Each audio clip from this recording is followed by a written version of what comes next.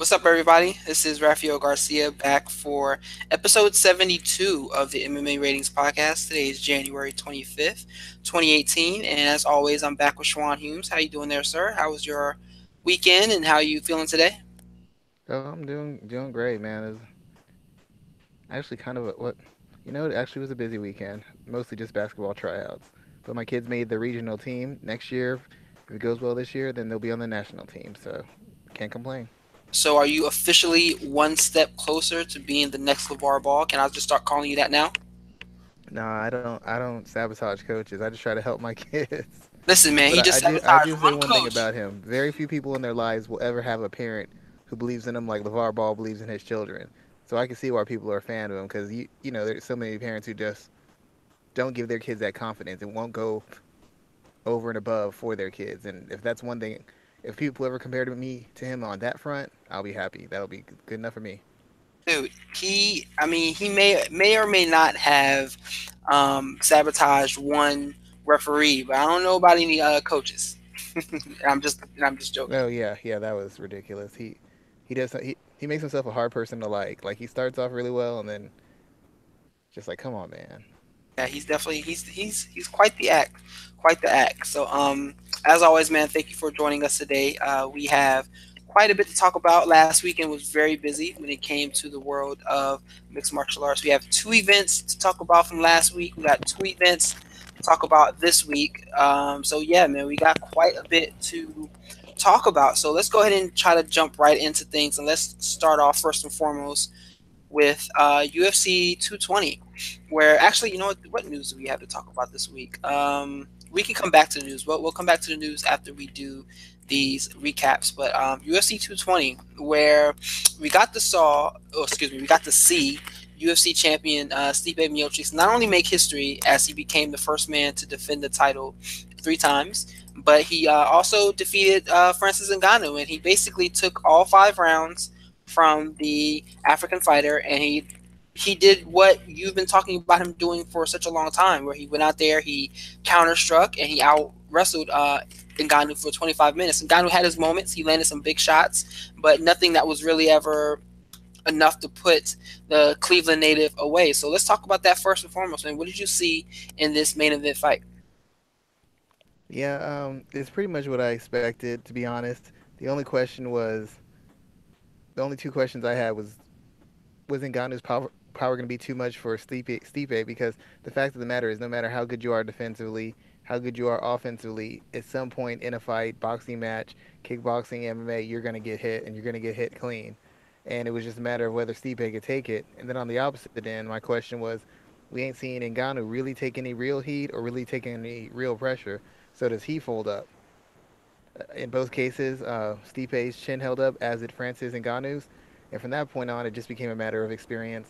Stipe has been in tough positions. He's been tired. He's been exhausted. He's been beat up. He's taken big shots. He was able to draw on his experience and let that guide him through those rough spots. Ngannou just looked totally outmatched. He looked like he didn't have any plans. He didn't have any backup plan. It looked like he came in with one game plan, and once that game plan wasn't effective, he didn't have anything else for Stipe. I mean, in the first round, when his athleticism was at its peak, he was landing shots, he was getting up from takedowns, he was defending takedowns. But the minute he wasn't fresh, the minute he wasn't at his peak, there was just a drop off in production, a clear drop off in technique, if there was any really to begin with, and just a drop off in punch resistance and ability to get back up when taken down. So essentially, I mean, he just got exposed for a lack of experience and a lack of diversity in his skill set. And to be honest, I think Overeem could have done something similar. The difference being his chin isn't quite as legitimate as Stipe's, but Overeem had the skill set from striking to grappling to wrestling to have tested, just fought in a very dumb manner. Stipe, on the other hand, fought like a veteran. He took all the experience, all his different skills, and he put them all on display and took Ngannou's athleticism and his size and his power out of the equation. So we have quite a couple of different things to talk about there from that just to begin, let's talk about Stipe first. A lot of people are leveraging the fact that he defended this title for the third time and that he's was doing so great. And I mean, he's defeated Ngannou now. He's defeated Overeem. He's defeated so many men that have been put in front of him. When you think about heavyweights in mixed martial arts, do you think he is the greatest of all time? Well, if you go with the logic that the UFC is the biggest organization in the world, the most legitimate organization, it's hard not to say that because you think about it that way. There's been other guys who've held the title, all-time greats: Andre Arlovsky, Tim Sylvia, Cain Velasquez, Junior Dos Santos. All those guys held it, and they can never defend it 3 times. And then you could think about the all-time great guys who never actually won the legitimate UFC heavyweight championship, such as Overeem and Big Nog. Guys never competed for it. Fedor never competed for it. But you have a long list of guys who either never held the belt or never able to defend the belt. And then when you look at the number of guys he's beaten, the names of the guys he's beaten, it's been guys who are Hall of Famers. Fabricio Werdum is going to be a Hall of Famer in mixed martial arts. Overeem is already a Hall of Famer. Cain Velasquez is a Hall of Famer.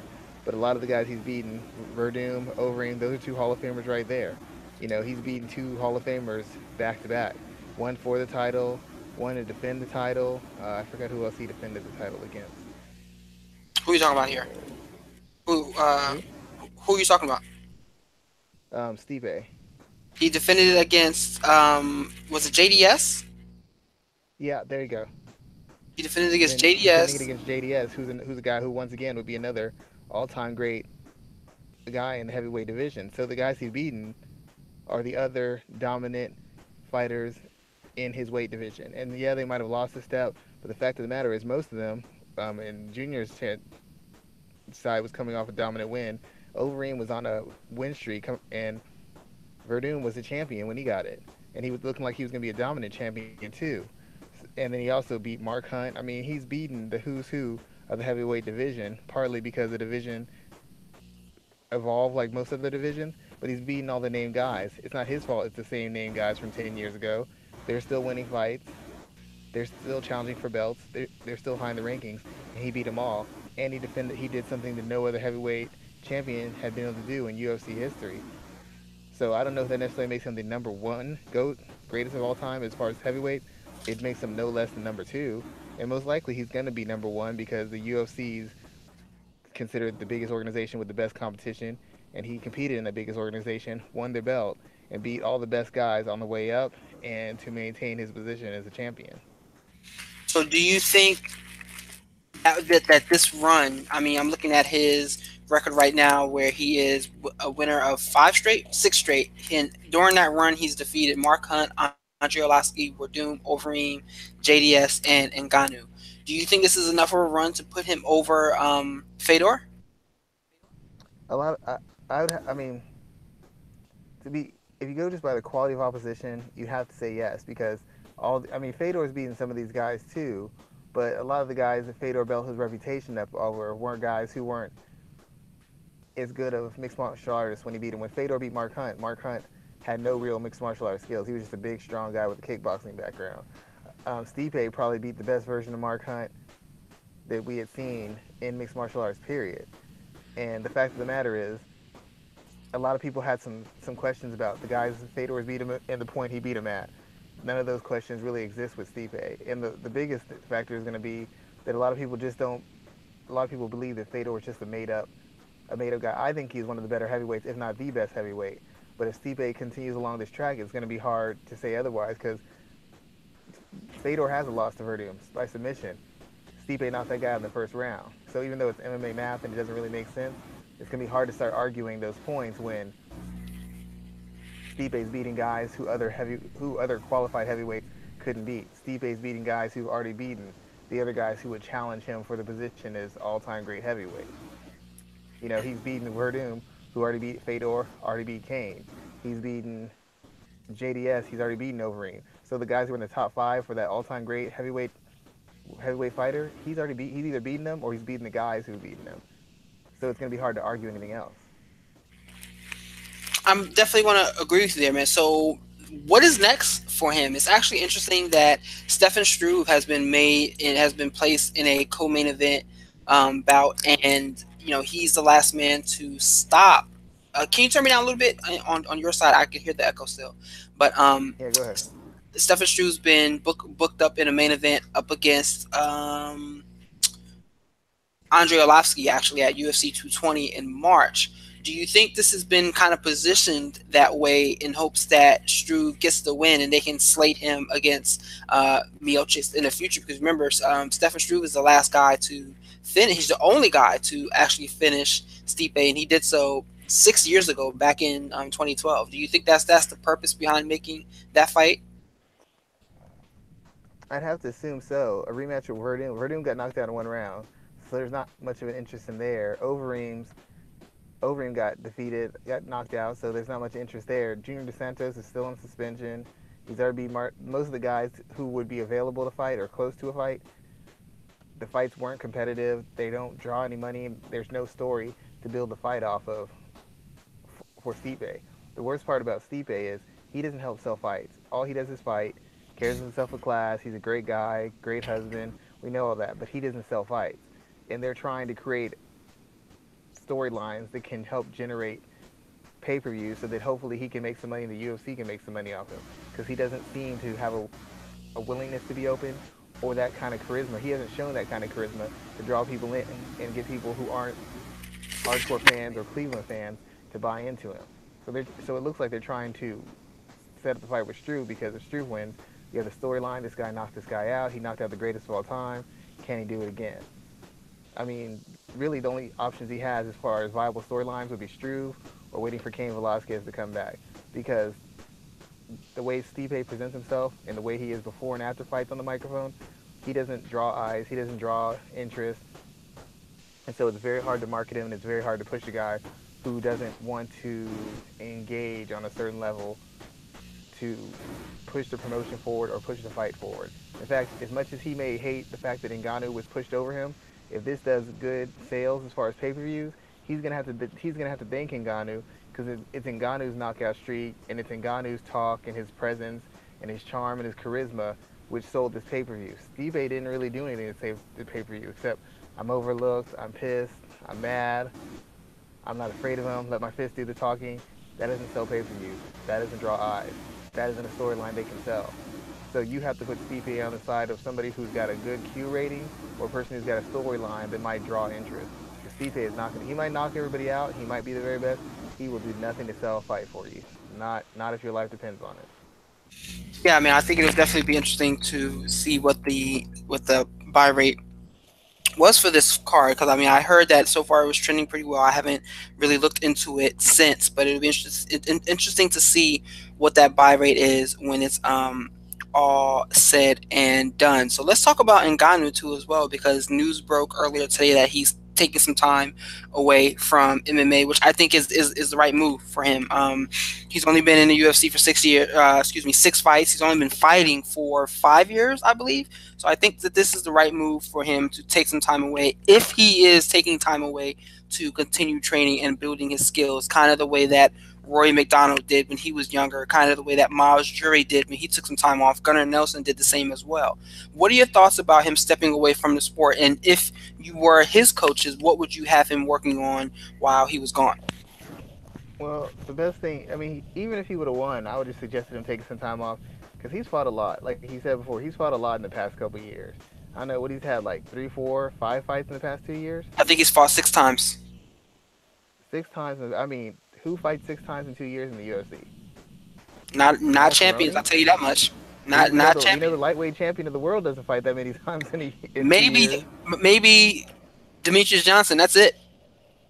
Yeah, Demetrius Johnson, Donald Cerrone when he goes on one of his crazy streaks of just calling whoever out who will fight. I mean, that's just not normal, especially for a heavyweight. Especially for a heavyweight. I know the fights are short, but that's a lot of fighting for anybody, especially a heavyweight. So I think it's good for him to take time off. Secondly, he showed that he has a very big gap in skill that needs to be addressed, and it's not going to be addressed over 3 months for a fight camp or over a couple months. He probably needs, in my opinion, he probably should take 6 months to a year off and really just work on fleshing out and rounding out his skills so that he can have a better offering. Because just based off his athleticism and his power, there's a lot of guys in the heavyweight division he can beat. He just can't beat Stipe. Maybe not Verdum. Verdum's kind of losing a step, so maybe he could beat him too. But there's a lot of guys he can beat. Just if he doesn't change one thing, he can beat a ton of guys. So he's got to have the incentive to take the time off and kind of reconfigure his game so that he can develop. Um, I don't know what to say about his coaches. I don't think they're bad coaches. I don't really know much about them, but I have a big problem with his coaches.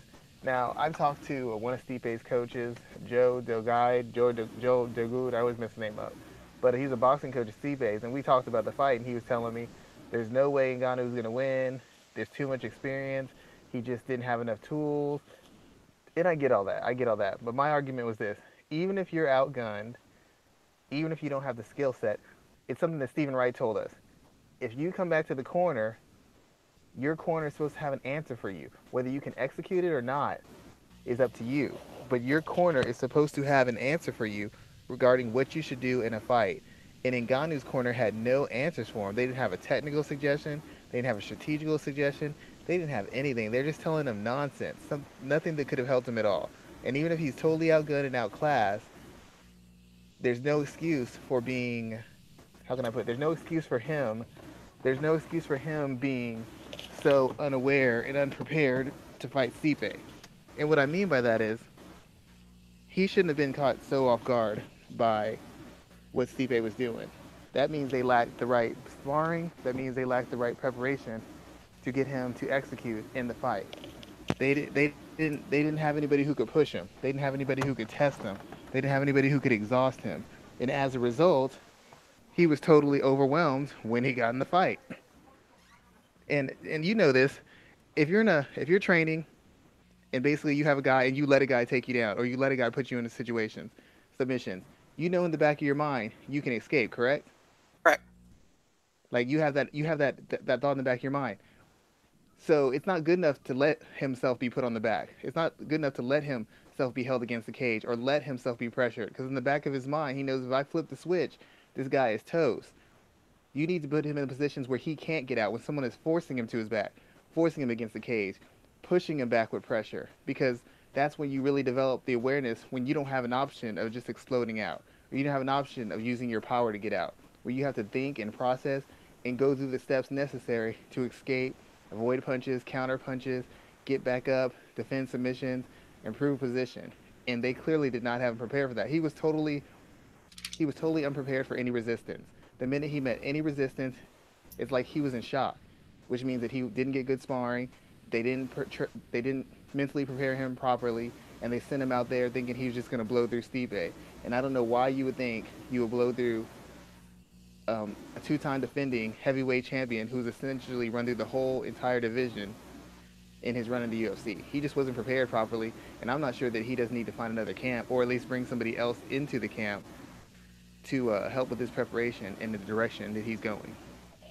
Yeah, I'm not going to disagree with you there because there were a lot of open spaces for improvement. I think like Luke Thomas pointed this out, and Joe Rogan did during the during the actual the broadcast of the fight when he was in side control on bottom, and he was just basically trying to reach up, reaching his arm straight out to grab a hold of Stipe and hold him down. I mean, he wasn't digging for underhooks or anything like that, and that's a serious issue. I mean, if he does that against someone like Werdum or even Overeem or something like that, they're going to snatch his arm and rip it off. So, like, that's a serious concern. Yeah, you know, people are going to struggle to get him down onto the ground, but I mean, after this fight, you know, there's a blueprint on how to defeat him. Executing it may be difficult, but there's definitely the blueprint that's out there now on how to defeat him. And his team around him needs to develop his skill set, or he needs to go somewhere where he can get the help that he needs to build that skill set.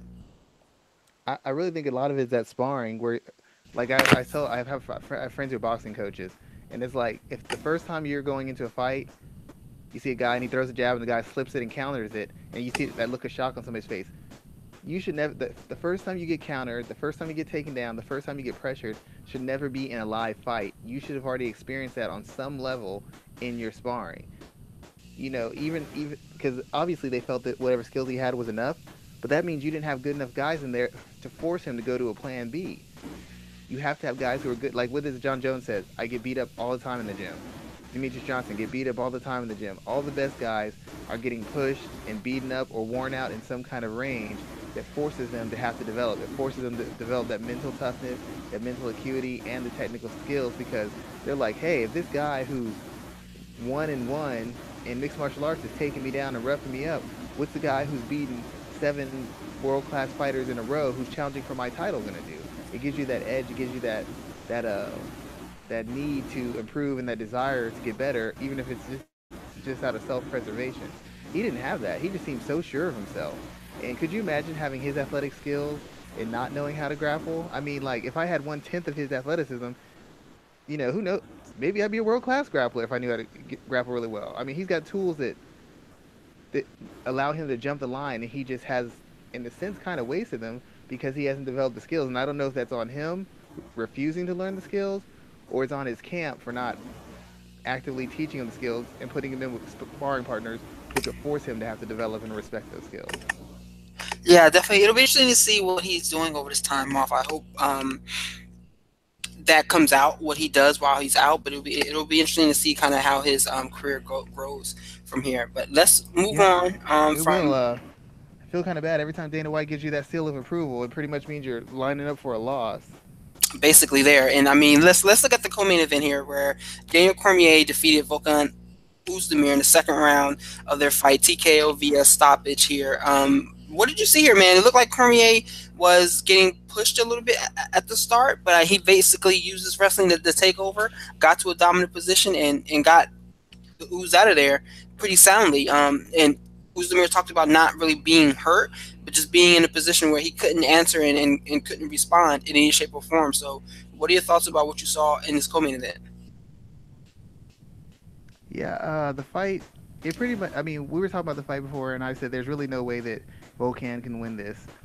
Cormier's the all-round better athlete, the more experienced fighter, the higher caliber fighter, better grappler, and the better wrestler. The advantage he had, Volkan had, was that he's a better kickboxer. In theory, he's a better kickboxer and has the bigger power. But once again, if you look at who he knocked out, Serkinov, he knocked out Manawa. That's not really all that impressive. They're not the toughest guys in the world. They're not the most established fighters in the world. So all of a sudden, those wins look a little bit less dominant. They look a little bit less impressive because those guys weren't able to put him in a position where he could be tested. It's almost like a lower class version of Ngannou. He was just blowing guys out, but it was guys who weren't particularly elite. Even the OSP win, that was kind of a back and forth fight. He didn't walk through OSP. He didn't dominate him. That was kind of a back and forth fight. And OSP's got a very shallow skill set. He's very physically gifted, but he's got a very shallow skill set. It seemed like his only impression, his only advice, or his only goal was to come out there and to put pressure on Cormier and kind of try and catch him early. Like, I'm going to put some heat on him, put some pressure on him, put some volume on him, make him work and see if I can catch him and overwhelm him. And the minute he couldn't really, DC realized he couldn't really hurt him and he couldn't make DC go away, DC just ramped up the pressure, got his hands on him, and just wore him down. I mean, even when he was defending in the clinch and he was countering, trying to make DC work, in my opinion, he was losing the fight because there was no way he was going to win a clinch battle with DC. Even if he was doing the right techniques, even if he was doing had the right idea, there was no way he's going to be able to match the physicality. There was no way he's going to match the pace, and he couldn't. And eventually, he got tired. DC got him down, and basically finished him. It was pretty much what I expected. The only question I had was DC's chin gone? Or was he going to get old overnight? If those two things didn't happen, there was no way he was going to lose this fight. The biggest question for me now is, at what point do we start looking at Henry Hooft a little sideways? Because he has a habit of having these fighters who have a high level of attribute, talent, explosiveness, athleticism, movement, all that kind of stuff. But it seems like the minute they get pressure on them, their technique seems to fall all apart. They don't seem to be very good defensively. They don't seem to be able to think on their feet very well. And as a coach, he seems to be a guy who comes up with a game plan, and if his game plan does not work, he's got nothing else for you. He doesn't have any advice. He doesn't have any adjustments. It's either the game plan he has is going to work and win you the fight, or you're essentially going to lose because he has no other ideas once his game plan fails. Yeah. Who else on his team would you characterize like that? Say that again. Who else on his team would you characterize like that? Anthony Johnson would have been one of the first people. To a degree, I think. I mean, Luke Rockhold just started working with him, but Anthony Joshua, excuse me, Anthony Joshua, that's a boxer. Anthony Johnson, Volkan, Michael Johnson is another guy. They have these game plans, but they don't execute very well. They're not defensively very sound, and the game plans are pretty basic. They're not very layered, in my opinion. That's just my opinion. But those three guys got once they were put in tough positions, essentially cracked. Johnson cracked 2 times against Cormier. Michael Johnson cracked against Justin Gaethje and against Darren Elkins. And the first time Ozdemir had real pressure put on him, he cracked too. It's like when their athleticism can allow them to dictate pace and control things, they're fine. The minute that's no longer the issue, the minute they can't completely dominate you and control you with their aggression and their athleticism, none of those guys look as dominant as they usually look. Yeah, that's some interesting breakdown there because I wouldn't have thought about that in that way, and it will be interesting to see what Luke Rocco does with his title fight coming up against Yoel Romero next month.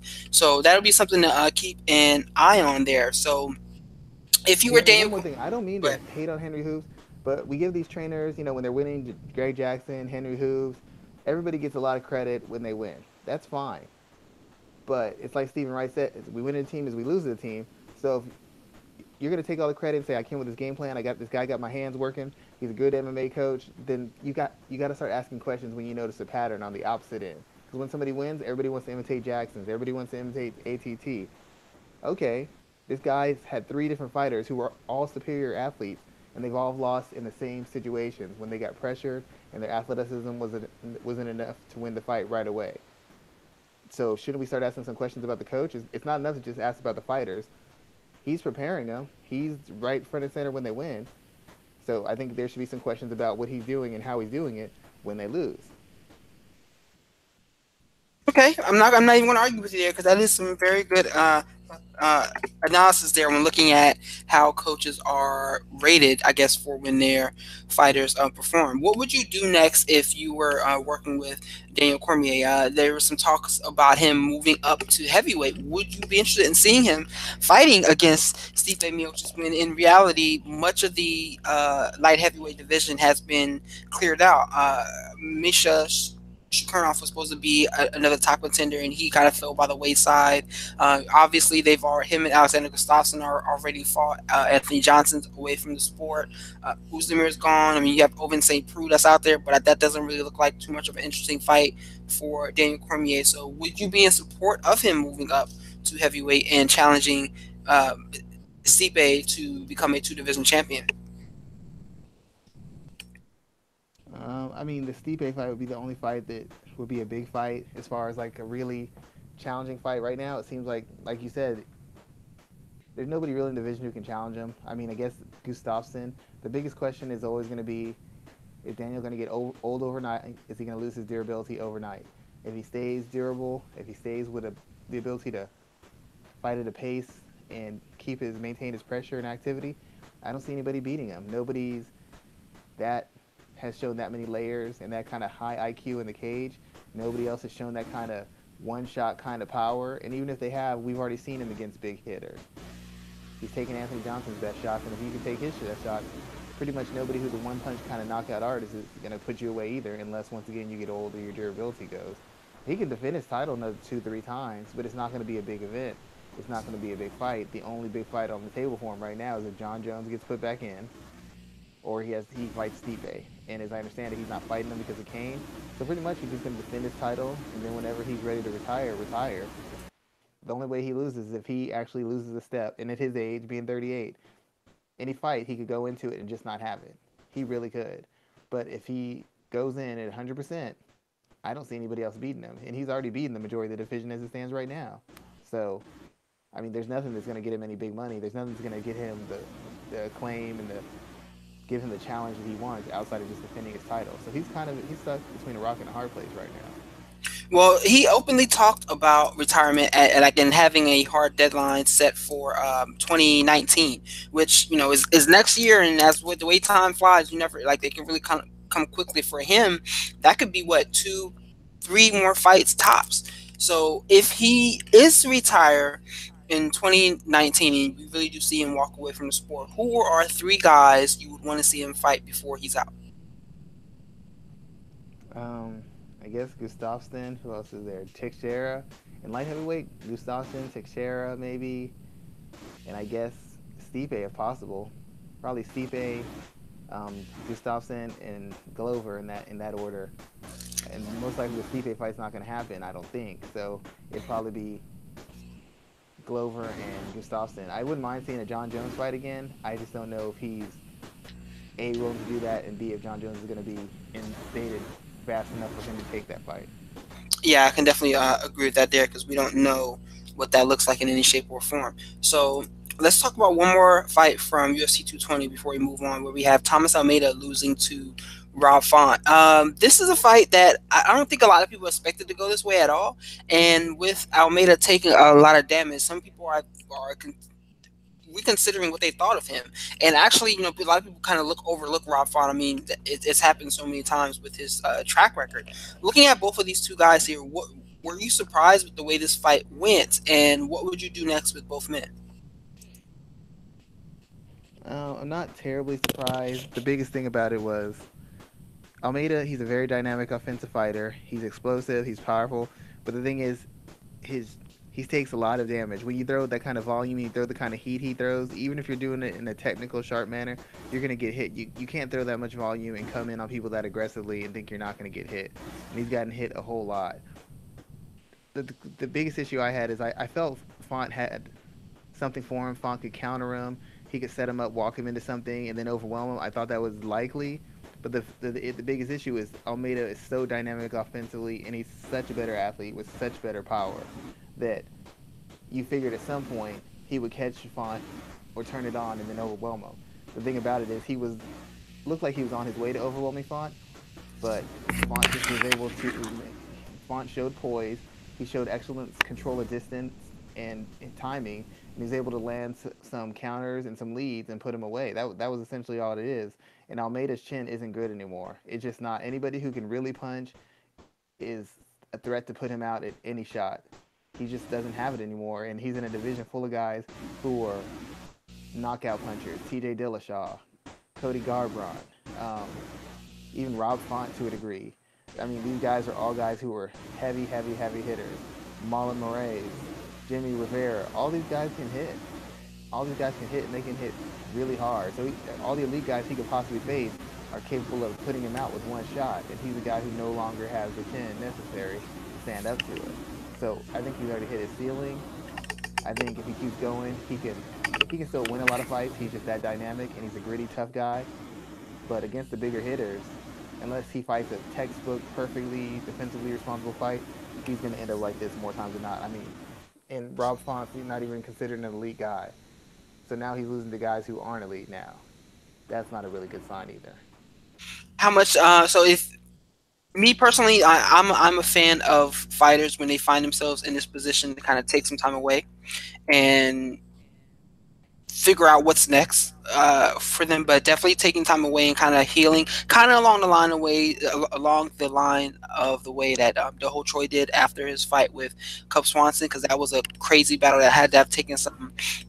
Can you turn me down a little bit because that I can still hear my echo on your end? But after Troy's loss to Swanson, we definitely saw how much that impacted him. So for Almeida, he's still young. I definitely think he should take some time away, not jump right back in. I know that's difficult for guys coming off of a loss, especially from a financial standpoint. Telling them to take a step away when they're not making a lot of money to begin with is difficult. But to see guys continuously taking a lot of damage like that and dealing with it by trying to rush back in there and getting back into the fight game, it's just something that I'm not a fan of. So I definitely do agree that he needs to kind of take some time away and regroup from there. Yeah, well, the time he takes away, he's got to like really not do anything, like not train, not anything, just chill out. But once again, it's like they don't make that. It's funny because these guys don't make a lot of money, and they constantly say that. But it's like, what position are you in financially where this this money that you say isn't that much is that much of a necessity for you to survive? If you know what I'm saying. I get the point of it, and I'm not one to tell guys to step away or take it or to retire because I'm not paying your bills. I don't take care of your kids. I don't take care of your family. It's not my place to say. But at what point do you look at the diminishing returns and decide, okay, I need to try another avenue? Because in his division, there's just so many big hitters. That's the biggest problem. There's not a lot of people you can fight who aren't capable of putting your lights out with any one shot. And Rob Font is not. I mean, he's a good fighter. He's an offensive guy. He can do that kind of damage. But he's not considered like a Cody Garbrandt with his power. He's not considered like a Jimmy Rivera with his power. He's never been considered one of those guys. And the way he knocked him out makes me have some concern about Almeida's future going forward. Like I said, he can still win fights, but how much punishment is he going to take on the way to win those fights? I guess he could change his style, but does he have the temperament for it? Does he have the patience? Does he have the ability to process everything? I mean, this could just become a reoccurring thing no matter how much time he takes off. And the thing we forget about the Korean Superboy is, yeah, they gave him time off, but who did they put him in with? The second biggest puncher in the division? That's not doing him any favors. Yeah, they definitely didn't do that man any favors at all. They threw him right back into the deep end, and I wrote about that actually on ratings this week, talking about the way the UFC should look at how they redo booking some of their prospects, especially coming off of a loss, because it's difficult to see these guys get rattled like that and then get thrown headfirst back into the deep end. They as odd as they do it correctly with some people, like they've done it correctly with Paige Van Zandt. She just has not lived up to the expectations, but then they missed the boat so badly on fighters such as Do Ho Choi and others. So what else from UFC 220 stood out to you? Like, were there any other big moments that kind of that shocked you or kind of made you think about fighters differently? For me, it was seeing Burroughs get knocked out by what's the name, Cater or whatever. That was a big Yes. that was a great fight. I definitely enjoyed what I saw there in the way Cater pulled it out in the end. But for you, what stood out for you from UFC 220? That would have been the fight, the Burgos versus Cater, because it was the level of skill in the striking and the layers of skill in the striking. You had guys who were making reads, making adjustments, not just slipping and getting away. They were standing right in the pocket, pivoting, entering on angles, exiting, circling out, walking a guy into right hooks, attacking the head and the body, establishing the jab, building their whole offense off of busy, active, very jab. That's like the kind of striking you see in actual boxing or kickboxing. It's not very common in mixed martial arts. Usually you have a guy who's got a limited skill set in striking. He can fight at range. He can fight in the pocket. He can fight in the clinch. But everywhere else, he's kind of a victim. He's kind of short-sighted. In this fight, both guys showed a lot of defensive awareness. They showed a high level of offensive ability, and they showed a high level of ability to counter when under duress. You know, it's not like they were just countering lazy jabs and lazy right hands and lazy left hooks. They were countering crisp, accurate, powerful shots. And it reminded me of one thing. A lot of guys say the level of wrestling has gotten better because you have better level of wrestlers who can not just have the technical skills, but can maintain the pace necessary to really wrestle hard in a mixed martial arts fight. What a lot of people don't understand is in boxing or striking, if you have guys who really know what they're doing and it's high level guys, the same shots that drop somebody, like the body shots that drop somebody or the leg kicks that drop somebody, if you're really at that caliber of striking, you have to have a certain physical durability, and that's why a lot of striking fights don't have that ebb and flow and don't have that high level of skill. You have guys avoiding whole sections of it because you have to be conditioned to a certain point to hang in that kind of fight. Some of those body shots Shane Burgos was throwing, those would have ended a lot of fights. I mean, it's not just avoiding shots. When you're at that level facing another guy of a high level of skill, you're going to get hit. You have to roll with them. You have to parry them. You have to block them. Some of them you just have to eat and try to roll off of them. But you're gonna get hit as much as you're hitting someone else.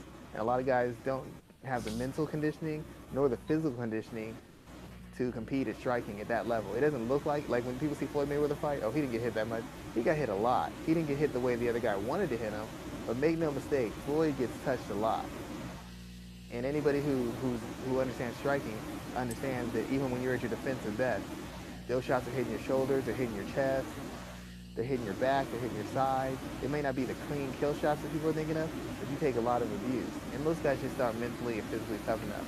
So it was interesting seeing guys who not just had the skill and the strategy and the ability to switch strategies and show off a full array of skills, but guys who could really take that level of punishment at that high a pace.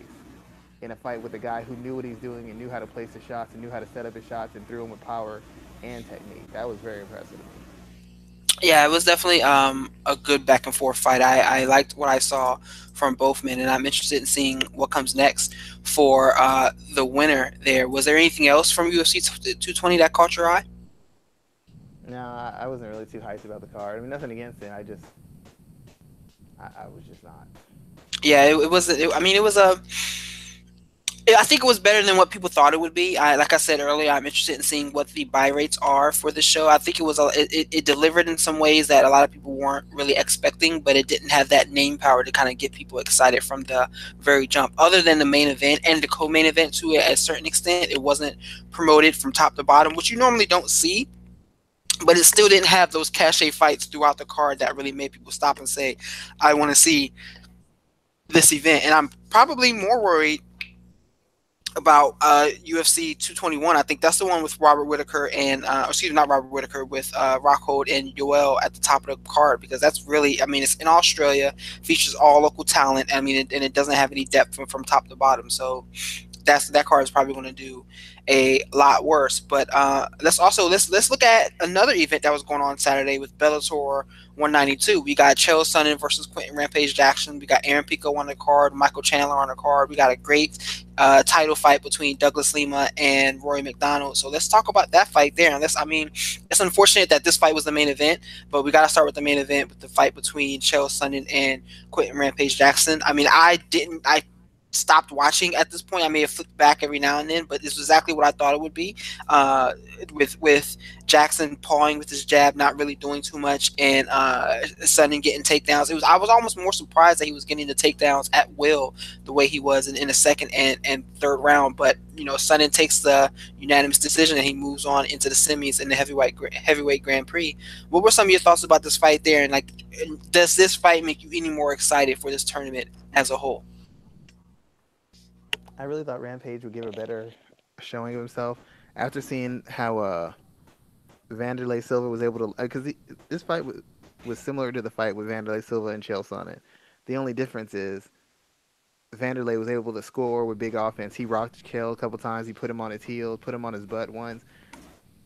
Rampage was never able to land any. I mean, he landed shots to the body, and I'm sure they were punishing. According to interviews with Chael, they were really damaging. But he was able to land anything really clean to put Chael on his heels and put him in position to be finished.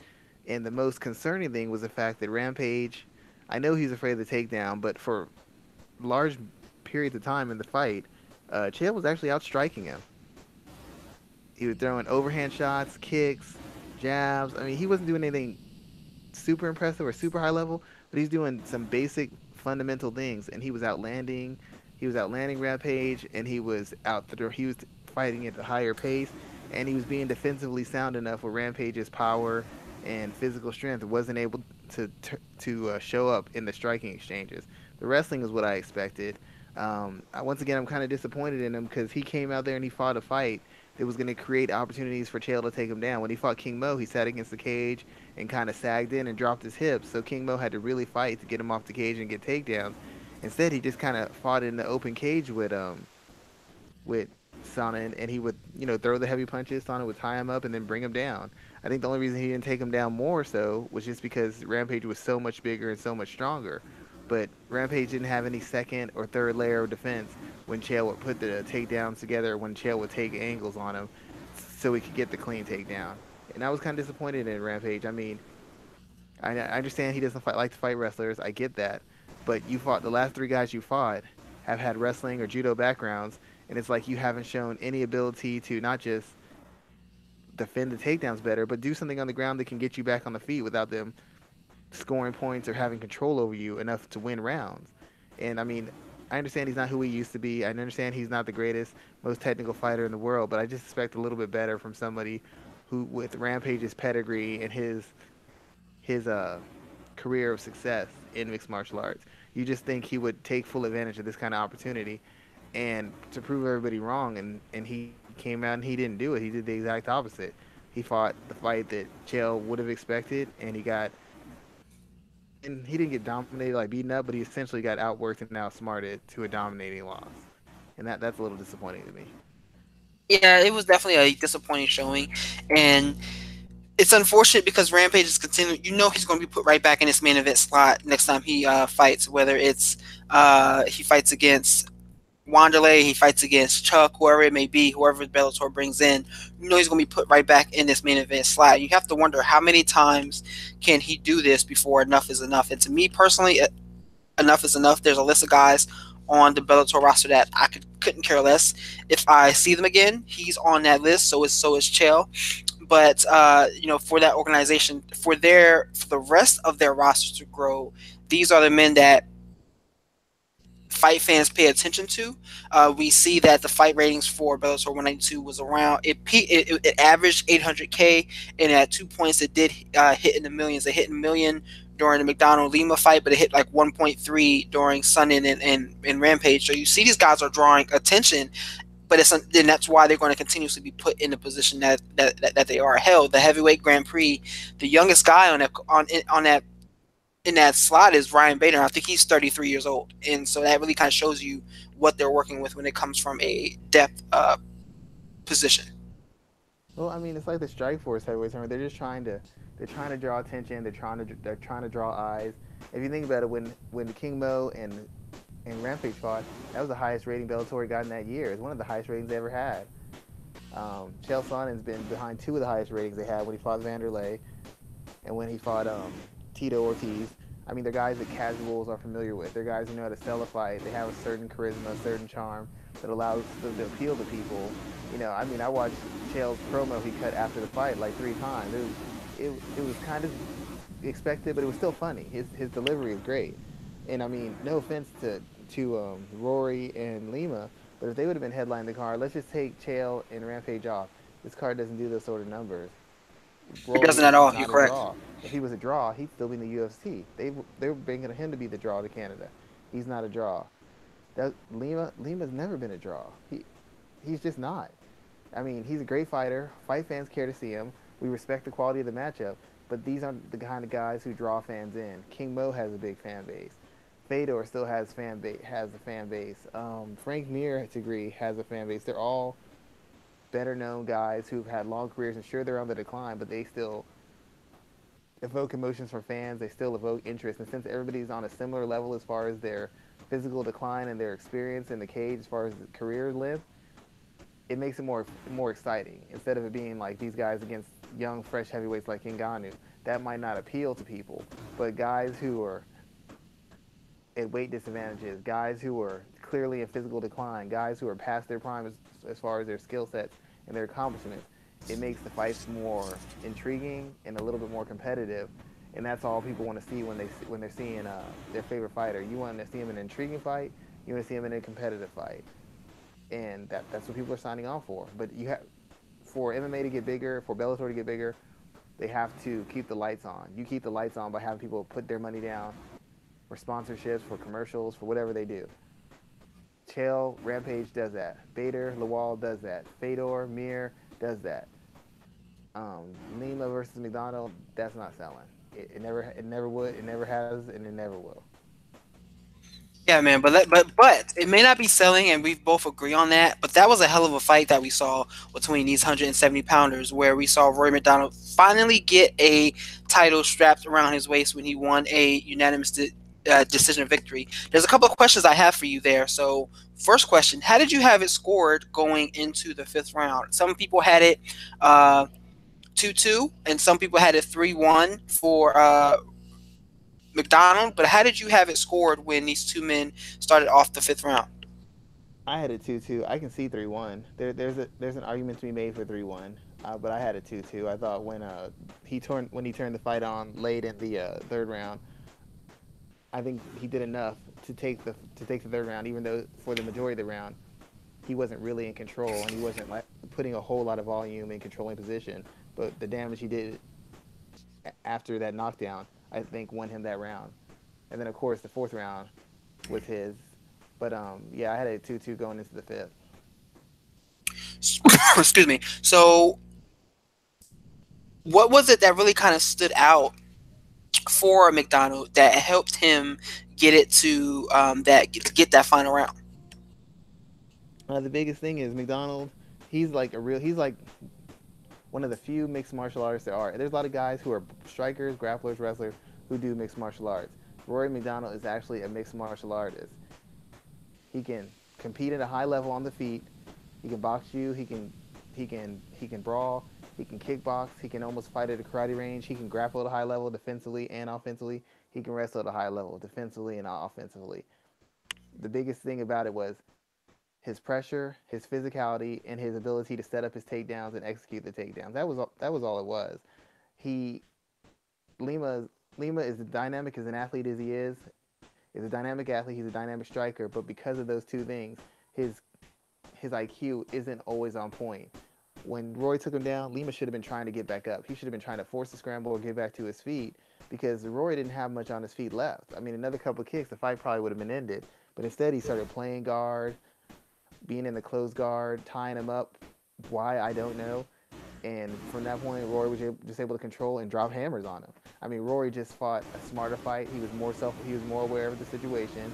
He had a better cage IQ, and he was willing to do whatever it took to win the fight using the full array of skills. Lima settled for being on the bottom. He could have tried to scramble. He didn't even try. Didn't try to scramble. Didn't really even try for a submission. He just was trying to tie Rory up to not take punishment in a fight that there's no way he could have thought he was ahead. At the best case scenario, it was a tie. Worst case scenario, he was down 3-1. So why he or create distance or get back to his feet, I will never understand. But to me, he kind of, I don't want to say he quit, but he kind of accepted the position, and that might just be him being tired. It might just be poor cage IQ. Well, for whatever reason, he accepted that position and basically lost himself the fight as a result. Once the takedown was executed, he didn't have anything else left. He didn't have anything else left for Rory, not at all. Yeah, man, it was definitely interesting to see, especially with Rory's leg looking like it was like his leg was growing an extra face or something like that. It was quite disgusting, and man, you got to be hella crazy, which a lot of people think McDonald is, to kind of tough that out and just dig his way through. So It I was the mean, he one pulled fight it out. because in the other fights he got hurt and he lost. He lost to Thompson when his nose got messed up. He lost to Lawler when his nose got messed up and he was concussed. Would have been another fight. If he would have lost, it would have been a fight where he took punishment, he took abuse, his body couldn't hold up to it, and he lost. And this is the first time he was able to execute, navigate the rough waters and pull out a win. Because the other three fights where he got really tested late, Lawler, Thompson, mentally he wasn't able to bridge that gap and pull the fight out. This was been the first fight where he was in real trouble, where he was really falling apart, and he still managed to gut it out and outsmart his opponent. The other the other fights he lost, and he lost pretty decisively.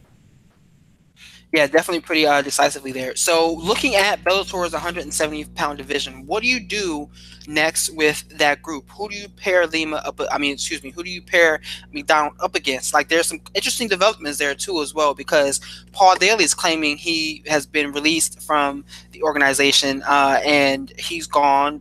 The organization is saying that that's not true. We'll talk about that in a second.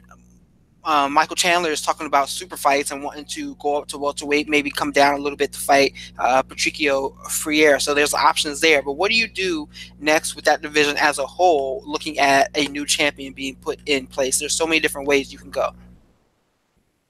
I mean, there's a couple. I mean, you can have Korshkov. He's still wait, or did he move to middleweight? I think he did move the middleweight, but even if he, I mean, I wouldn't be surprised if he could be talked into coming back down. Yeah, I mean, there's a few things. If Larkin could put another fighter win together, it's the same discussion we have every time at Bellator. They've got some really high level fighters, and then it just drops off. So there's so few fights you can make at every division. I mean, this is one of the best fights they can make a division. That's done. Lima's already beat Larkin, so you can't have Lima and Larkin rematch this soon. Now Daly's gone, so that in theory Daly's gone. That's one less fighter. It's just they're so shallow in their depth that it makes it really hard to move the division forward. I guess if Larkin could put together another win or two, you could have him fight Larkin. There's always a McDonald moving up, keeping his belt and moving up. I guess the biggest fight, as far as appeal and being a sexy kind of fight, would be if Chandler moves up to welterweight and they have Chandler challenge McDonald. Chandler's a much better athlete, probably a much better wrestler. McDonald's a bigger, more skilled and more experienced fighter, and those things should offset one another, and you can make an event out of that. But as far as like fights that would really interest Rory and that would really challenge him as far as a strategical and technical level, I think those are few and far between. I think it'd be between him fighting Chandler, or maybe moving up and fighting Musasi. Would you be interested in a Chandler fight? And how do you think that that fight will kind of play out? I would, because like I said, Chandler's a better athlete. He's a former champion. He's a big lightweight. He's proven that he might have to move up. I would favor Rory. Chandler's got enough power and a dynamic athleticism that he could catch him and put him away over 5 rounds. I would expect Rory's physicality, his jab, and his own wrestling and grappling to be able to determine the pace of the fight than what it used to be. I mean, he got rocked by Yamaguchi. He's not the most explosive guy or the hardest hitting guy, but he still would probably be coming in at least 15 to 20 pounds heavier than Chandler. And if he can get his hands on him and put some damage on him, I think he puts him away. I mean, he could win a decision, but it's more than likely that he knocks him out. He's a little bit more of a technically sound fighter as a grappler and technically sound on the feet. Chandler's a more dynamic athlete, but he's not a particularly great or creative striker, but he's a very dynamic and powerful one. That'll give Rory some problems early on, but if Rory can navigate that, which I fully expect him to do, he'll slowly walk him down and then take over the fight. And then I don't think he'll submit him. Probably finish him by stoppage, by TKO. Okay, okay, that's some good analysis there. That's some good analysis. That's definitely a fight that I would be interested in to see what would be next for him. And let's kind of move on because we got two other fights from Bellator I would like to talk about, and we have Corrales versus Georgie. What's his name? Karakanian. There we go. I hope I said that right. And Aaron Pico versus Sam Christian. Man, the Aaron Pico fight, this guy's looking better and better every time he's stepping out there, and he still hasn't used his wrestling to kind of control the fight yet. I hope he's not getting to the point where he's falling in love with his striking so much that he forgets what kind of brought him to this game. He forgets where his bread and butter is. But let's talk about both of these fights here. What stood out for you for both of the winners here, and what would you do with them next? With Pico, the biggest thing that stands out to me is he's determined to face guys with winning records and guys he at this point of his this stage of his career he should not be facing. He's kind of doing what Lomachenko does in boxing. He's only been a pro for what 2 3 fights, and he's constantly facing guys who it even though Kutchin might have been a journeyman. He's the kind of guy that you don't put your prospect in with at this stage because he's got experience. He's got a lot of fights. He has an identity as a fighter. It's always a tough matchup. So that's the biggest thing that I noticed from it. That he seems intent on challenging himself, and if he keeps on going this route, by the time he starts fighting other young contenders, I think he's going to be walking all over them. Because when you fight guys with this kind of experience, like we were talking about with Arlene Sanchez, you fight guys with this kind of experience, it's like fighting 10 regular guys. So it's like he's essentially almost a 10 fight veteran just off his last 2 fights because he's fighting guys who fight frequently, fight often, and are established as far as their identity and their experience in the cage. And I'm amazed by it. I applaud his courage, and I applaud his willingness to engage with these kind of opponents. It's very impressive. It's much Yeah, man. different than the usual prospects in Bellator. Yeah, I'm definitely interested in seeing what's next for Pico. It seems like he wants to stay very active and getting back out there as often as he possibly can. So I'm looking forward to seeing his next performance and his next time stepping in the cage. One more thing, real quick. I know he's a world class wrestler, but I mean, let's not forget he's been boxing since he was like what 7, 8. He's Yeah, not some guy who just picked up boxing. He's boxed at a fairly high level himself. I mean, he may not be world class, but he's not too far off from it. yeah, definitely. I would definitely agree with you there. Was there anything else from this card that stood out and caught your eye? What else was important for you from Bellator 192? I, I thought Corrales' win was good. I think that's what is it his third or fourth fight in a row? I think it's his fourth. Yeah, I mean, what you can say about the death of Bellator? Very few guys put 3, 4, and 5 fights together, and he put it together, and he just outworked his opponent. He just outworked him and roughed him up and just kind of beat him up, and that was very impressive because that guy, while not an elite guy at that weight, is more than competent, and nobody would have predicted that he would have been essentially outworked like he was.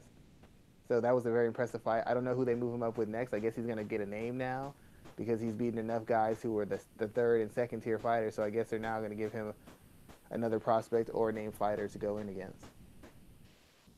Definitely, man. I'm looking forward to what's next. This is an interesting time in Bellator where they're still trying to kind of find their way, but they're slowly putting together a stable of newer talent that they can kind of depend upon and grow. And there's a bevy of guys kind of coming in the right direction.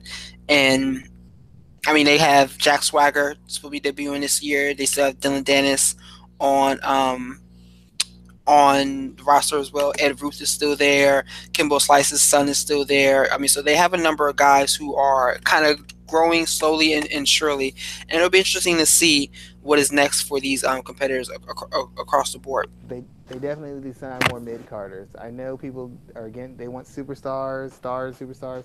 The fact of the matter is those journeymen, those experienced with tough fighters, they're what makes any combat sport go. If you do not have enough of those legitimately skilled guys to fill up the middle, the high end of the lower end of the elite, in the middle of the division, you can't ever really flesh out a division. You can't really build a star. You can't really build a brand. You have to have guys who are good enough and familiar enough to draw in fans and at least challenge your fighters on some level to help them improve. If you don't have that, no matter how many stars you have, you're going to knock all your stars off and you're not going to have a chance to build a division or really build stars because you're going to be having them go through murderer's row fighting the same 4 or 5 guys over and over. Definitely there, definitely that. Let's look forward to this weekend's cards where we have two events that I'm not going to lie aren't the biggest, aren't really on my radar. I will be watching one just simply because I will be working one of them, where we have UFC on Fox 27, which is going to be in Charlotte this weekend, and we also have Bellator 193 on you on the UFC on Fox card. I think that's Saturday, and the Bellator event is Friday. We have Jacare Sosa against Derek Brunson, a middleweight 5 round main event here. I'm expecting Sosa to get the finish. This is a rematch of their Strike Force bout where Sosa won, I think, in less than a minute into the first round via knockout. I am expecting Sosa to get a submission finish this time around because we've seen Brunson have grappling problems in the past, even though he has wrestling abilities. What are your thoughts about this main event? On Saturday. Does it really interest you at all? It's two guys who are stuck on the outside looking in the middleweight division because Brunson's essentially lost every single big fight he's had. He lost against Jacare, he lost against Romero, he lost against Whitaker, he lost against Silva. Every big fight that's been the fight that's supposed to take him into superstardom and turn him into a legitimate contender, he has found a way to lose and lose decisively. And every time in Jacare's case, it's essentially the same thing. He hasn't won any big fights. His biggest fight would have been against Whitaker, and he was stopped. Some would say dominated on the way to a stoppage loss. He just he's never been able to win the biggest fights in the biggest spots. He lost against Rockhold, he lost against Whitaker, and now he's facing Brunson. So it's like you have two guys who haven't been able to beat the best and are on the fringes of the top 10. So either guy wins. They're not fighting Whitaker next. They're not fighting Romero next. They're not anywhere near the title fight. So it's like a fight that's important because you have two fairly highly ranked guys with talent, but it's not important because neither guy is anywhere near a title fight, and neither guy is really a legitimate top 10 guy in the truest sense of the word. They're top 10 because the middleweight division is so shaky. That's why they're top 10, not because they're just top 10 in and of themselves. Um, I don't really know who to say to win this fight. It's whoever can pressure. If Jacare pressures Brunson, he can beat him up, counter him, knock him out, maybe even submit him. If Brunson can pressure Jacare, he can just basically blow him out. He's that kind of puncher. He's that kind of athlete. But both guys are so tremendously flawed. Brunson overextends and runs himself into punches and tends to get tired and get wild. Jacare, he's on the physical decline. He's not as dominant as he is physically. And like we spoke with when we had TP Grant on the show, his athleticism covered up a lot of holes in his wrestling and in his striking. And now that he's lost a step, is he going to be able to make that up with skills and experience and savvy? No, because he didn't develop those things. So it's kind of like a 50-50 fight. Whoever gets who first is probably going to win it. And there's talk of Derek Brunson calling for a title shot if he gets the win. Do you think that that happens? And would you put him in the title picture if he defeats Jacare? I can't give him a title shot off of beating a Machida who hadn't fought in like 2 years, and beating Dan Kelly. So you beat Daniel Kelly, Jacare coming off a loss, Machida coming off a loss and a 2 year suspension, and you get a title shot. What sense does that even make? I mean, that's the name of the game now, man. Like guys are putting themselves in a I mean, position but where they can't want you beat title someone shots off with a winning everything. record? That's not. I mean, that's not a bad suggestion there at all. I'm not arguing with you. I'm definitely saying I agree. I get what he's trying to do, in leveraging for a title shot. But I mean, if I was in You charge, understand the I wouldn't ridiculousness put him of this anywhere. though. Of He's course, already lost to the champion by brutal knockout, and he's beating a guy who's already lost to the champion by brutal knockout, and he has lost to the guy who's number 3 in the division by brutal knockout. What logic does he have to say that he won the title fight? He that's the lost to name of the game, though, Romero. man. He lost to Whitaker. Where's his argument? That's the name of the game, though. Win a fight, demand a title shot. That's the name of the game. Beating up Dan Kelly is enough to put you in a number 1 contenders fight. I guess according to Mr. Brunson, it is. I mean, fighting. I never fought, so I can only speak from a fan. But as far as the census makes, it makes none. And I don't care. I don't care if I was talking to him face to face. I'd be like, "Look, dude, you're a good fighter and all. This is ridiculous. There's no way you're in this title fight." That's like I don't know what to compare it to. It, I have no idea what to compare it to. It's like beating the New York Jets and then getting to the Super Bowl. They're not even in the I mean, playoffs. Yeah, but we beat them, so I want a Super Bowl shot. Are you nuts? I guess so. I guess so. Yeah. So let's look at some other objects from this card as well. As we have Dennis Bermudez fighting Andre Fili. This is really the only other fight that kind of leapt out to me as something that might be worth seeing. It's the co-main event as well too, so it's each of these individuals' opportunity to kind of get some real attention put on them. I'm expecting Bermudez to get the victory here, but what are some of your thoughts on how this fight will go out? Oh, it's Bermudez and Feely, right? Correct.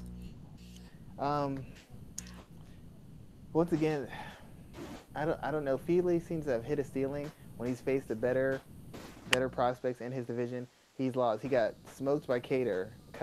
I keep saying his name wrong, but he got defeated by him. He got highlight reel by Yair Rodriguez, and his last win was over Artem,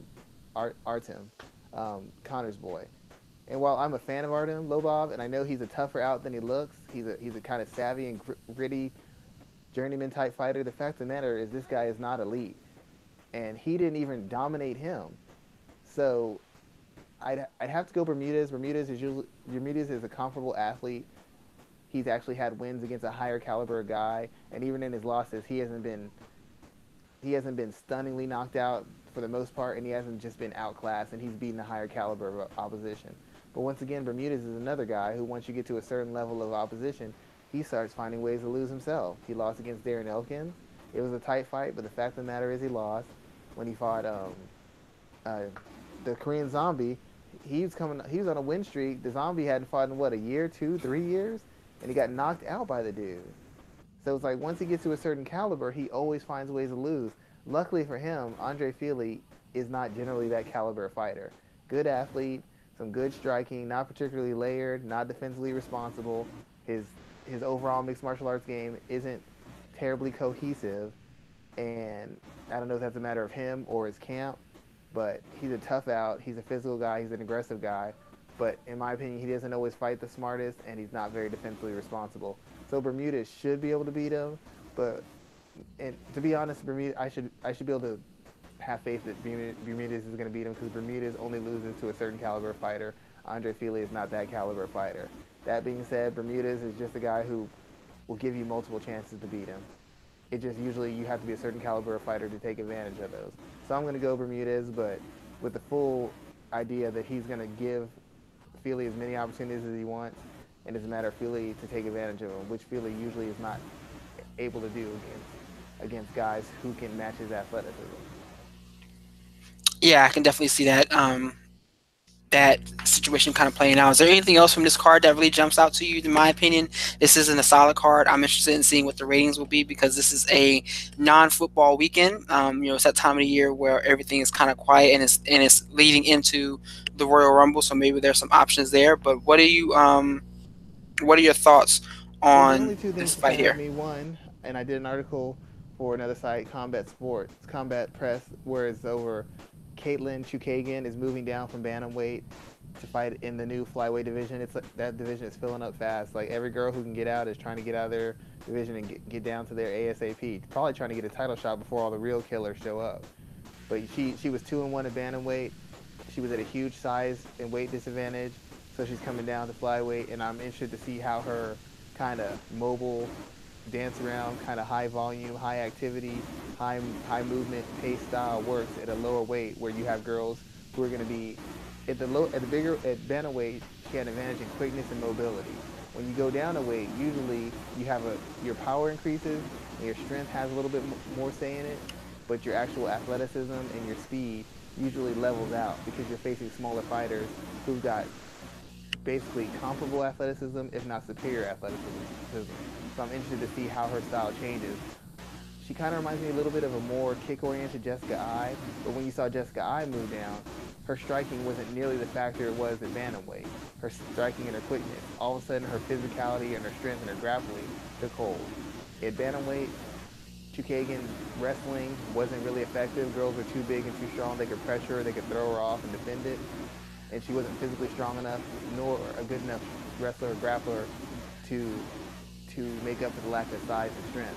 At this weight, much like Jessica I expect to see her be a little bit more effective as far as her power, and I expect her to be a little bit more effective in her takedowns and her ability to control girls in clinches, just because she'll be fighting much smaller fighters now. Girls who are coming up in weight who won't have, and she's been used to fighting girls who are 15, 20 pounds heavier than her. Now she's going to be the one with the size advantage.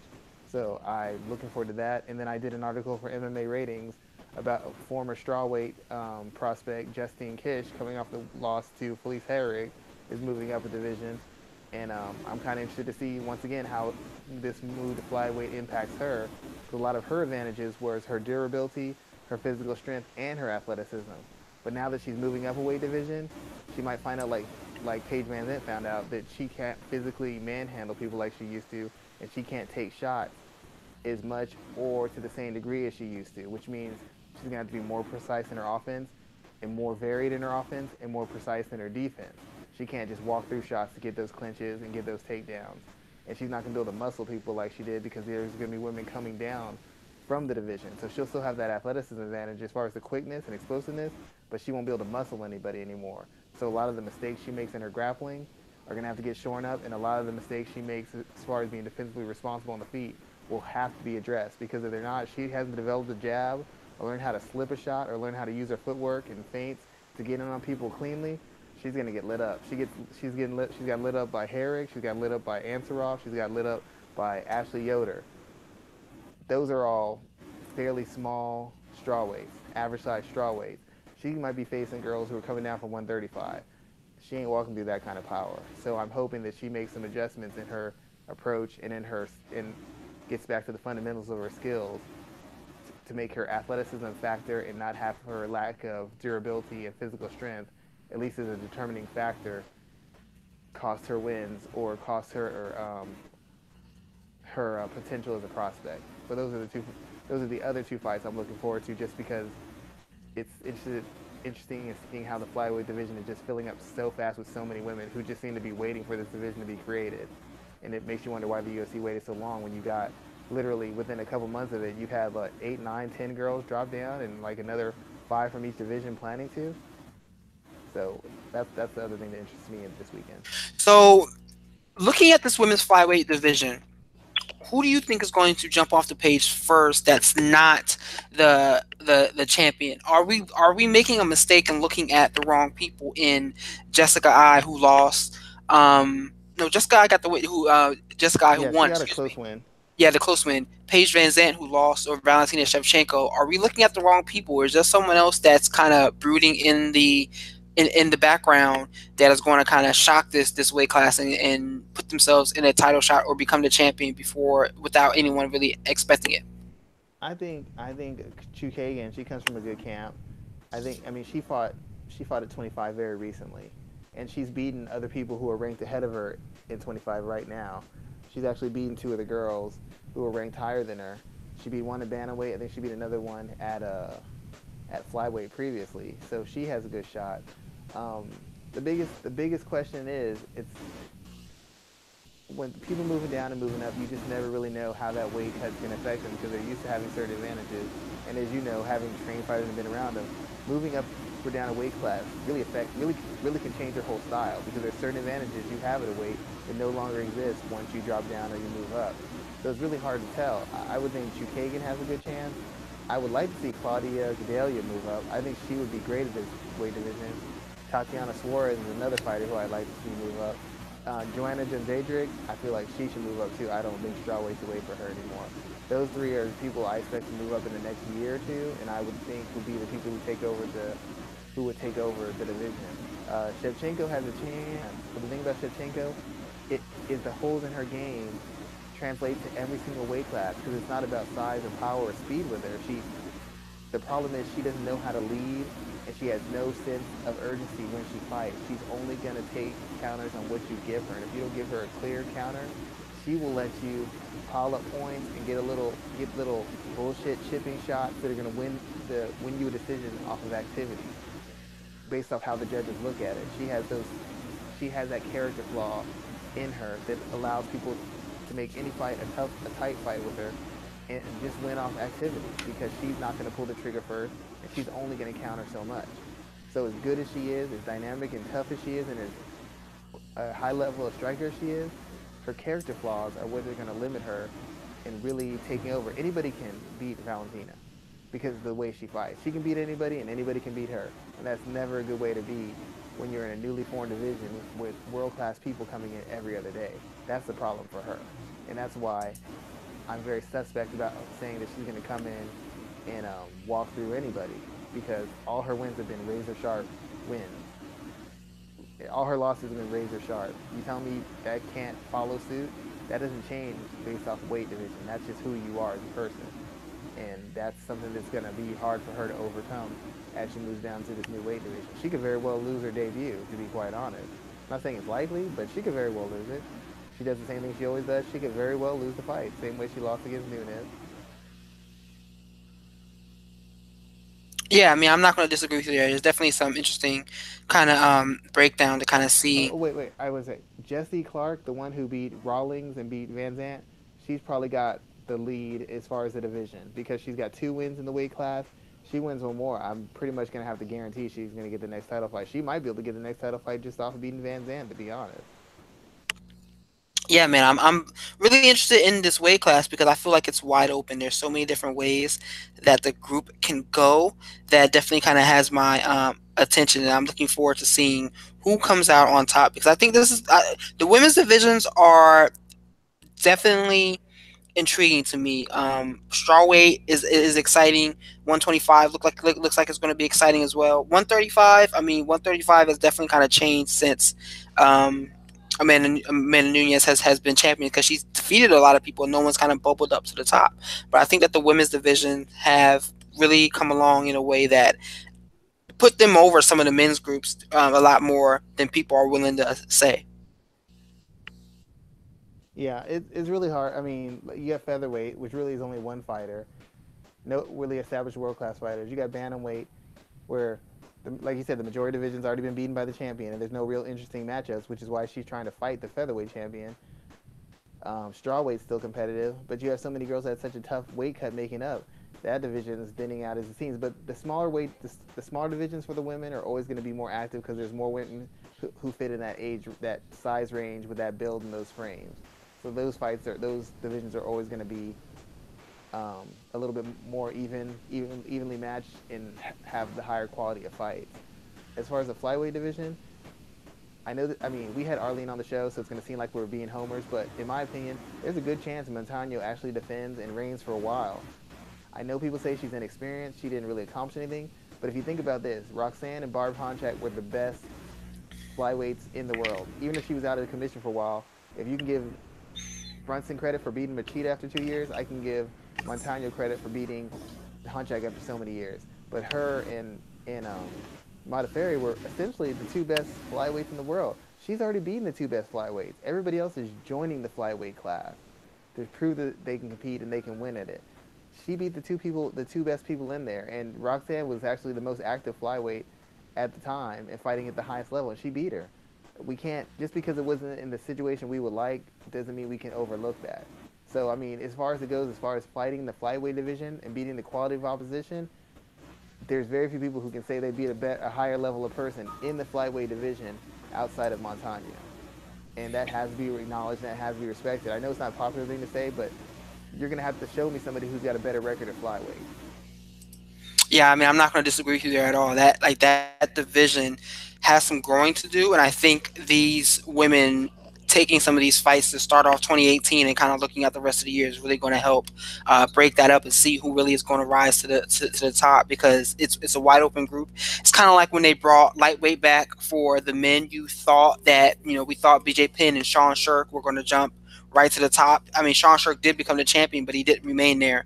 And same thing with Kenny Florian, and we thought the same thing of it didn't really play out that way. And I think that this flyweight division is gonna kind of take the same shape. So Yeah, I mean, we essentially, had it's like you're getting a new division. It's all, it's part of the reason why Roxanne looks so deflated after the win, because she knows the division is going to fill up very quick, and there's not going to be many chances for you to get that title shot before it really becomes fleshed out and established. That might have been her only shot, her best and only shot, and yeah, that's it why a lot really of girls are trying to get in there right now because they know it's only going to get worse. It's it really probably could going have to get been. worse in that division. It really could have been there. So let's look at this Bellator card. Bellator 193. Yeah, this card is definitely. If UFC on Fox 27 is flying under the radar, then Bellator 193 isn't even registering as a blip. Where we have Lorenz Larkin fighting Fernando Gonzalez, looking to kind of correct his post UFC skid. I mean, he's dropped two fights in a row. He was decisioned by Douglas Lima in a close fight, and then he was knocked out by Paul Daly a couple months later. Now he's looking at the fight 27-14 Fernando Gonzalez, who is on a two-fight win streak. He's won. Let's see how many in Bellator. He's won one, two, three, four, five. He's 7-1 in Bellator, and he's only lost a split decision to Michael Vidum Page. What are your thoughts about this fight here? Should we really be that concerned about Lorenz Larkin and what we may see from the former contender Friday? I mean, Larkin basically should win this fight. He's a better athlete. He's a better offensive striker. He's a more powerful striker. He should win this fight.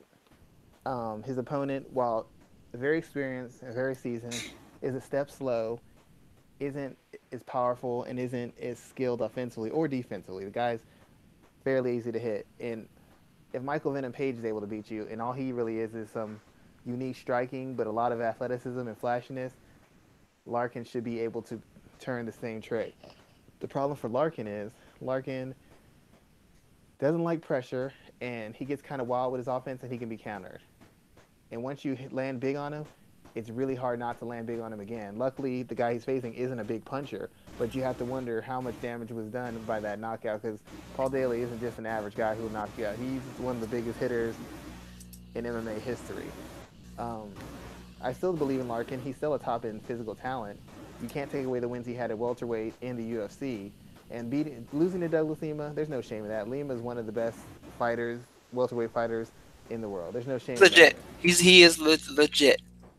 Yeah, and on the feet, he's good all around, but he's exceptionally effective on the ground. He's a big guy. He could fight it. He could probably fight a middleweight, to be honest. And losing to Daly isn't the most embarrassing thing in the world, because Daly is a top end striker. I mean, he's kind of gotten predictable nowadays, but he's still a guy who can put anybody's lights out from welterweight to middleweight with that hook. But Larkin, and to be honest, I didn't think Larkin should get a title fight right in. I thought he should have been fighting this caliber guy and worked his way up to the title shot. I don't know how they talked him into it. I don't know why he agreed with it.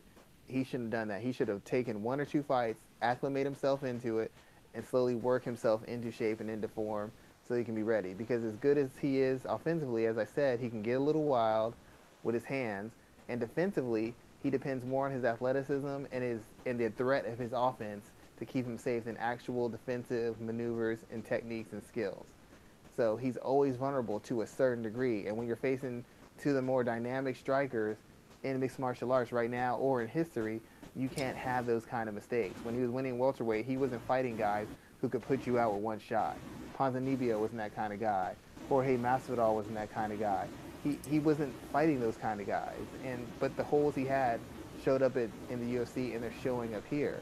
So in my opinion, he should be working against guys like this, building himself, getting his timing, addressing the holes he has, and moving on to the next step. I believe he wins this fight. And to be quite honest, he doesn't really have any choice but to win this fight. He doesn't. You're Another right. loss is just catastrophic because He he definitely got doesn't beat have by the any elite, choice. and now he's getting beat by guys who are really, at best, second, if not third tier fighters. He has to win this fight. I don't care if he does it impressively or not, he just has to win this fight. And Totally agree. I'm hoping that he does because it'd be one of the biggest regressions Disappointments. in mixed Yeah. martial arts that he came in as a top ranked welterweight, coming off a win streak, and then just turned around and completely fell apart in the Bellator cage.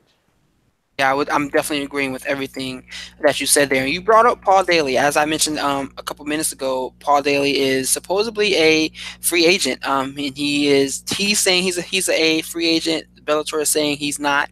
If he is, and if we do see a situation where Daly is no longer contractually obligated to fight in Bellator, and you're in charge of USC, do you bring him in? I don't think so. I think he should go to Risen. I mean, I don't know why the UFC. He's not. I mean, the UFC wants ratings and they want names. He's not even popular in his own country. He's surely not really well known. Yeah, hardcore. Oh, it's great. I mean, it's not even a great signing. He's on the decline. He can't grapple. He can't wrestle. He's kind of gotten predictable as a striker. What is he going to do in the UFC? I mean, he could land a knockout shot, but is he really going to land it against against Usman? Usman's going to take him down. Kobe Covington's going to take him down. I don't know that he gets by Damian Maya, to be quite honest. I mean, no offense to the dude. I like him.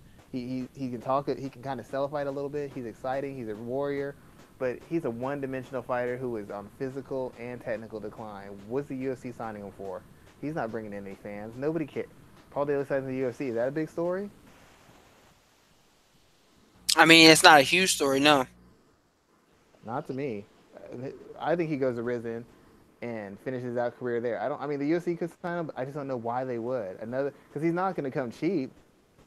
He just came off of knocking Lorenz Larkin out. He's not coming in cheap. He's not going in for low. He's not going to be lowballed and fight on prelims. He's going to win big money and big fights, and he's not worth either one of them. Yeah, I'm not going to disagree with you there either, man. He's someone that you can count on for a highlight reel knockout if you put him in there with like a Brennan Ward or something like that. But yeah, you're correct. Once you throw him in there with guys like Kobe Covington, I mean, I wouldn't mind seeing him fight Mike Perry.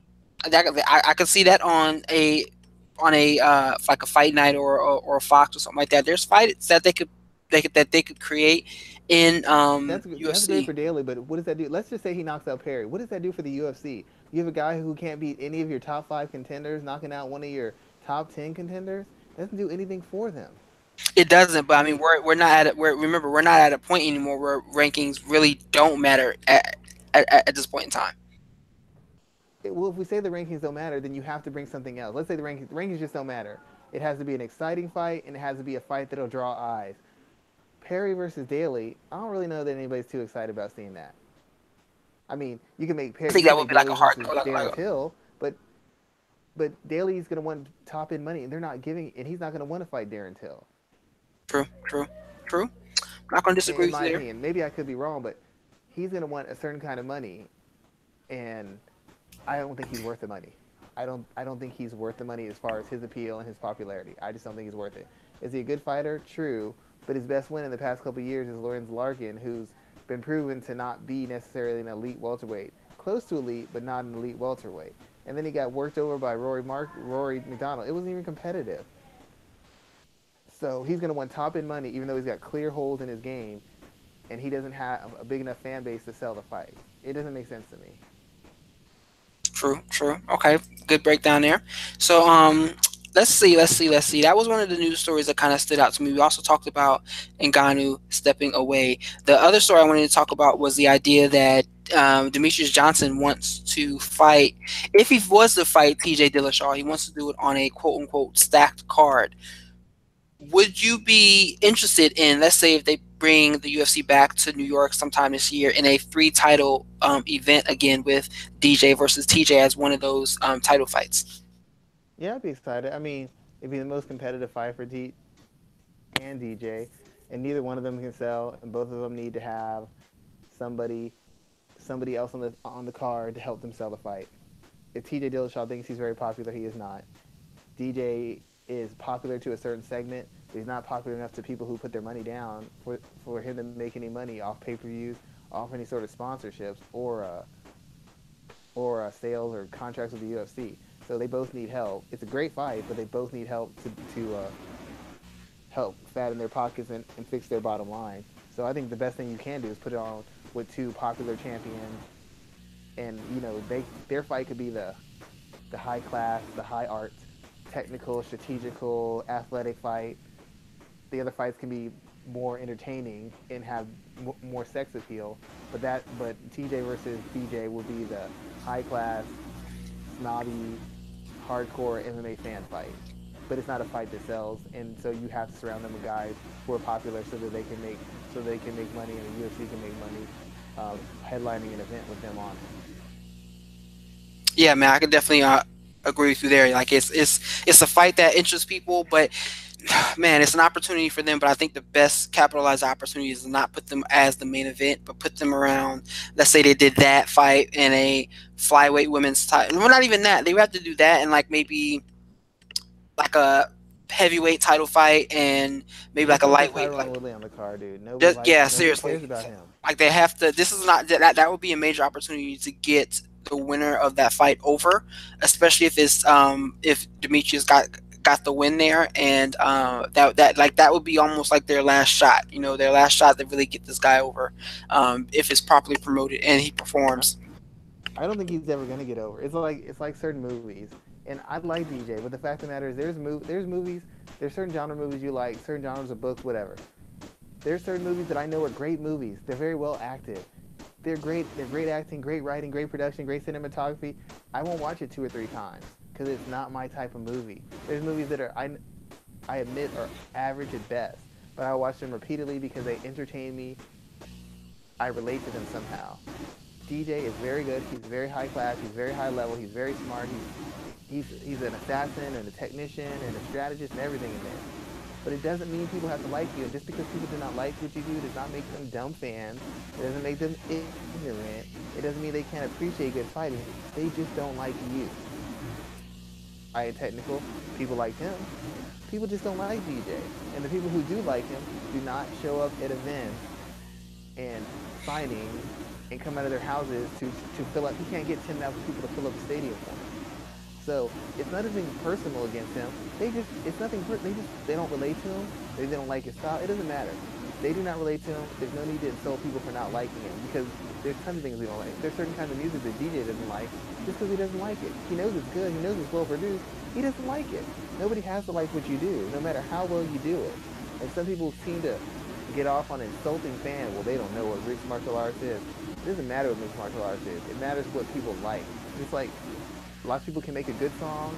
Very few people can make a hit song. Lots of people can make good movies. Good movies come out every year. How many people make blockbuster hit movies? He is a very high-level, well-developed fighter. He's not a superstar. And it's going to take something dramatic for me to think anything otherwise. If it takes this fight with Dillashaw to even get him over a little bit, that just proves my point. Conor McGregor broke records fighting the 7th-ranked lightweight in the world, who had only won one fight in the past 3 years. He broke records doing that. If DJ has to fight another pound-for-pound guy who beat the best guy in his division just to sell a little bit, that just proves my point. And there's nothing wrong with it. You don't like everything. You don't like every show you like. You don't like every fighter. You don't like every movie. You don't like every book. You like what you like. Same thing with DJ. Some people just aren't going to like him. He can't control that. And that's just the way it's going to be. I'm sorry. And I don't feel bad about that. And I don't feel that you should insult other people because they don't lean in his favor. Yeah, I was watching a show a while back where they kind of described it as like an elitism type of way, like almost an MMA snob type of way of looking at it, as if like, oh, you don't like DJ, then you're not a real MMA fan. You know, everyone has their own taste and their own interests. So I'm not going to disagree with you there. Yeah, I mean, that's all it comes out. And once again, he always says, I want the respect. You don't want the respect, dude. You want the money. Nothing wrong with saying it. You want the same thing Conor McGregor does. You want popularity so you can get big paydays. Doesn't make you any less of a martial artist. You can still be a true martial artist and want to get paid. Conor McGregor is a martial artist. He wants to get paid. Everybody wants to get paid. Why don't we just be upfront about that? But certain ones of us are gonna have leverage. Certain ones of us aren't. And I don't understand why he complains because it's the same thing me and you face in the real world. There's certain jobs we're not going to get because we don't come across a certain way, we don't look a certain way, we don't appeal to a certain group of people. Certain jobs, women, experiences we're not going to be able to have. It doesn't change just because you're a fighter. that, that, that everybody suffers from that in life. Conor McGregor's super popular, but there's people who will never like him no matter what he does because of how he comes across. DJ's not exempt from that just because he's the best fighter in the world. You're not exempt from the rules that the rest of us have to live by. Nobody is. So just Nobody make the is. best of your situations you can and go from there. There's no need to be bitter. You're still going to be the best guy in the world. You're still the most title defenses. You're still pound for pound number one. I mean, you're not going to be the highest paid or most popular. Okay, well, welcome to life for the rest of us who live in this world. But we also are not the most highest paid. We're not the best fighters, and we're not the most popular. You get to be one of the three. You're right. You get to be one of the three there. So let everyone know what you're working on this week, man. I saw some of your work come out this earlier today. I definitely enjoyed it. What else are you working on? I haven't really got it. I'm thinking about doing an article about. It'll be based around Paige Van Zant and Ngannou, and it's going to be kind of addressing how I feel their camps kind of failed, and it's going to be kind of a refresher course of what a camp and a corner is supposed to do because I feel like both teams let their fighter down. They have two of the more athletically gifted fighters in their division, and they have found a way to turn them from competent fighters to essentially incompetent fighters in a matter of like 3 or 4 months, year to 6 months. And I'm going to address that. Other than that, the one thing I had was the article on Caitlin Chookagian on combatpress.com, and the article that I am very proud of discussing the good, the bad, the ugly, adjusting Hitch's game on MMA ratings. I'm particularly proud about that one because it's honest, but it's honest, and I think it's fair, but it's also very pointed. And I think a lot of guys will temper their arguments and their assessments because they want access. I want access too. I want fighters to come on. I want their agents to come on. I want their coaches to come on. But I'm not going to shortchange an assessment or lie for a fighter so that I can get them on the show and just be on the good side and just talk about how great they are. That's not that doesn't happen with me. It doesn't happen on the podcast. It doesn't happen in my articles. If you're crappy in one area and you got crappy cage IQ and you make bad decisions and you lean on your athleticism too much, I'm gonna say it because it's true. If you don't like it, fix your fight game. You know, you can be critical of my writing, but facts are facts, and people who know better and people who understand the fight game know I know what I'm talking about. So I'm always proud of it when I can make an article and I can be very pointed in my article because I think too many guys try to be friends with fighters and friends with coaches and not give honest assessments, which is why you keep seeing the same breakdowns from multiple sites, from multiple writers. They don't want to offend anybody. They don't want to have to answer any tough questions. I don't mind answering tough questions. You know, I'll have that argument with the coach, and we've had multiple coaches on here, and they may not agree with me, but they respect where I'm coming from because they know what I'm talking about. I'll have the argument with a fighter. I don't have a problem with that, but I'm not going to shortchange readers or myself by making a favorable analysis just so that you'll come on the show or just so that you'll retweet my article. You don't like what I'm saying about your fight game, you're the one in control. You can go out and prove me wrong every time you go out there. But if you don't, because you can't, because of the things I mentioned, then just own up to it and say, hey, you made a good read. Maybe that's something I need to address moving in the future. Very true, my good man. Very true. As with you, man, I got quite a bit to work on this week. There's a pretty huge grappling event going on in Sao Paulo that I will be covering. I got that. I got an interview coming up with Gary Gioni on Sunday, who is a grappler, a high-level grappler that I know that's competing next weekend. I got that to cover. Got some professional wrestling stuff to cover with the Royal Rumble this weekend. A couple of things that kind of recap the Carolina Panthers season. I just put up some work on Michael Chandler. May do another one today as well too. So man, it's gonna be busy, and we're gonna stay busy, but we're gonna get it too. Yeah, I'm not even gonna call you Raphael. I'm just gonna be busy. Yep, That's your name. that's my name for now, man. Raphael's your nickname. I'll take it. I will take it. I'll take it all day, every day, man. But with that in mind, yo, we had almost a 2 hour show today. It's funny. We had a busy weekend last week, and we got a busy weekend this weekend. But 2 hour show, great content as always, man. I thank you for coming on, and let's get back at it next week. Yeah, thank you all the fans who listened to it. Thank you for listening to last week's episode, and especially for listening to our interview with Arlene. We actually got some pretty good numbers off that interview.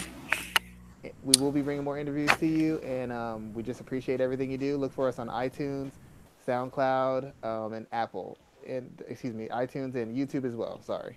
No problem there, man. So thanks again, and we will be back next week. All right, guys, have a good night. Have a great one.